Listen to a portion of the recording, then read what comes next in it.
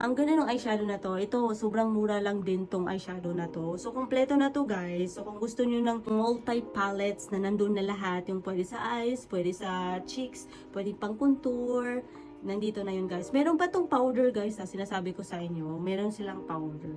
Ayan guys yung ano nila. Ito yung pang eyeshadow. Ito yung ating, ano to, mirror. Ayan. So, ito yung ating, takman na natin. Ayoko makita yung room.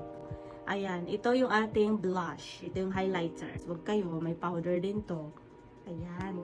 So, yung contour, guys, wala silang contour, pero pwede naman gawin contour to. Kasi ang gagawin natin ay, kukuha tayo ng lighter shade.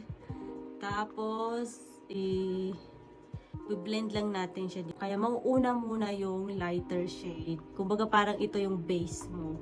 Maglalagay tayo ng ito guys, so ito yung parang orange na to. Dito natin siya ilalagay.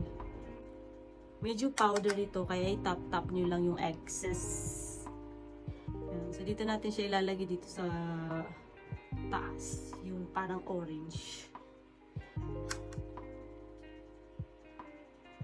Ito naman yung ating i-apply. Ito. May pagka-dark to, so dito lang natin siya ilalagay sa dito.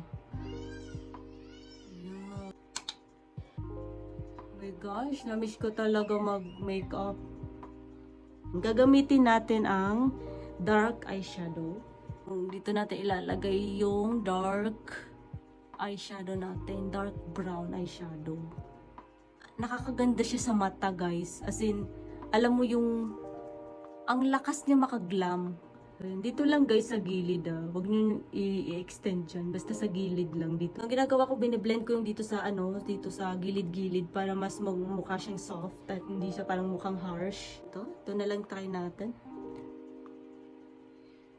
So, dito tayo maglalagay ng eyeshadow, ng highlighter. Dito lang. Dyan lang Huwag niyo lang i-extend dyan. Ganun. I think okay na to guys. Ayan. So, itong gagamitin kong blush. Alright guys, so I think this is the final look.